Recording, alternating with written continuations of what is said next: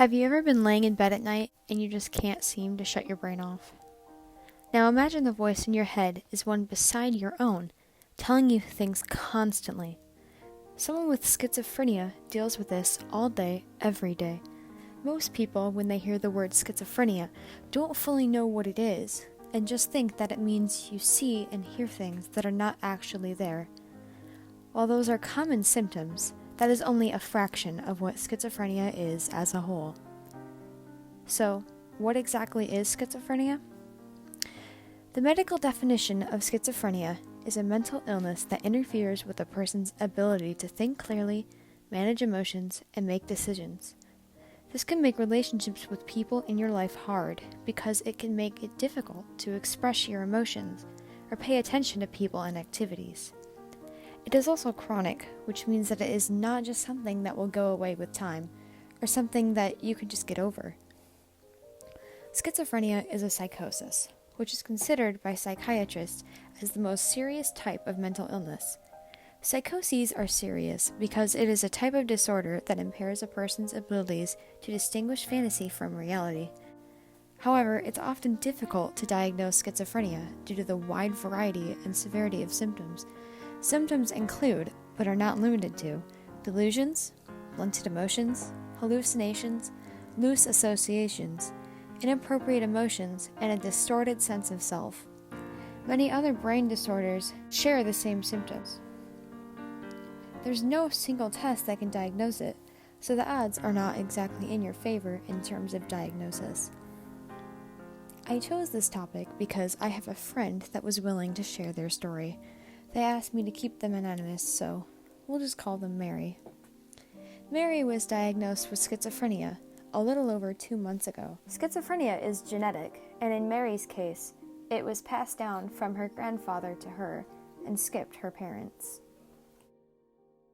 When she first noticed any sort of sign, she said that she heard her name when she wasn't, and she kept seeing things in the corner of her eye. She said that when this first started happening, it was 2 to 3 weeks of just not knowing what was going on, and just thinking that stuff was happening for no reason. As time passed, these symptoms started to get worse. As her schizophrenia progressed, Mary began to hear not just her name, but also different commands, like, go do this, or don't do that. The voice was always a little fast and panicky.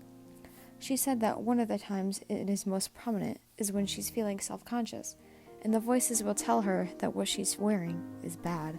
The things that she saw out of the corner of her eye were now in front of her, and she could see people that weren't actually there, just standing in front of her. When it comes to medications, finding the right one isn't always an easy thing.